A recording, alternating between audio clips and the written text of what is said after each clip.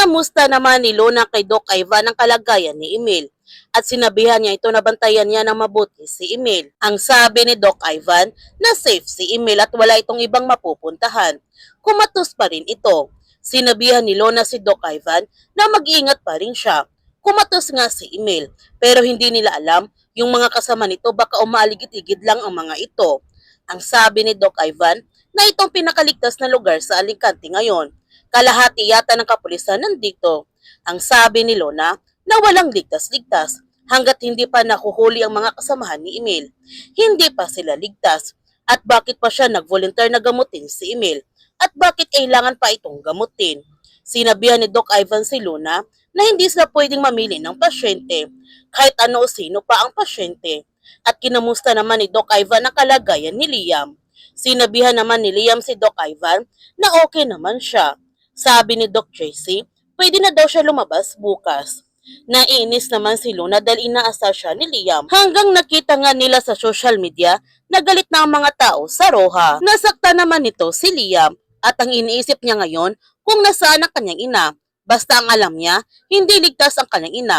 Kaya sana sumuko na ang kanyang ina. Habang si Lieutenant Teresa, naniniwala naman siya na inosente si Magnus. Nagpapasalamat naman ito si Magnus kay Lieutenant at gagawin niya ang lahat para mahanap si Greta. Hindi para panagutin ito. Hindi lang yun. Gaya ng sinabi niya kanina, nag-alala siya sa kanyang asawa. Baka hawak na si Greta ng mga tauhan ni Emil. At sa paglabas ni Magnus, nakatikim siya na masasakit na salita mula sa mga taong galit sa kanila. At dumating na din si Liam upang sunduin ang kanyang ama. Nagtanong naman ang reporter kay Magnus kung totoo ba na alam niya kung nasaan nagtatago si Greta. Sinagot naman ni Magnus ang katanungan at sinabi niya na hindi niya talaga alam kung nasaan ang kanyang asawa. Oras na malaman niya, sinasiguro niya sa kanilang lahat na makikipagtulungan sila sa otoridad. Ngunit hindi naman naniniwala ang mga tao sa mga sinasabi ni Magnus at binato pa nila sina Liam at Magnus. Mga ilang sandali dumating sina Mike at Minnie na kasama ang kanilang anak.